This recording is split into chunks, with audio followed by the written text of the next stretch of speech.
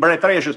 Mos të harrojmë që është e bija e Gjergje Arjanitit, është një figurë simbol për kombin tonë. Është motra Konstantin Arjanitit, i cili...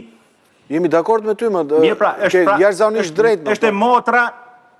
Është motra një shenjtje, që është shenjtja Angelina, që ne vetëm sepse ato kanë jetuar në vende tjera, ne i përbuzim. Shenjtja e Serbisë. Cilët ne duhet krenohemi. Nuk ka lidhje fare me të. Ajo është shenjte e kishë ortodokse. Po nuk ka lidhje fare Serbia, ne ka marrë gjithë ne, kështu që ka marrë Angelinën. Jo, më nuk ta ka marrë Angelinën. Angelinën e martoi ai me mbretin e Serbisë. Po s'ka lidhje, po pse atëherë se e martoi tash është serbe me të vërtetë ajo? Jo, mër vlla, kush të tha këtë, më po thash. Ajo ka lindur në Berat. Dakord, pra, po serbët e njohin për shenjtë, ne nuk e njohim fare.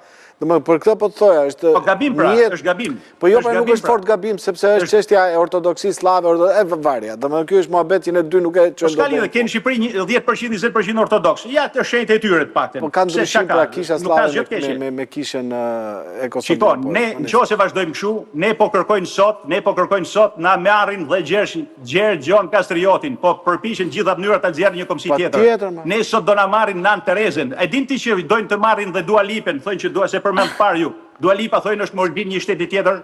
Pra e kupton ti që do na marrin në Iglitarin sepse është një figurë e madhe dhe ai është president, është drejtori i një skuadre shumë të madhe. Do na marrin gjithë sepse po Alban, le ti marrin ty mos marrin. Ju xhermi i bish gjithëve. Mos marrin ty olla, valla. Jo, mos ju marrin ju.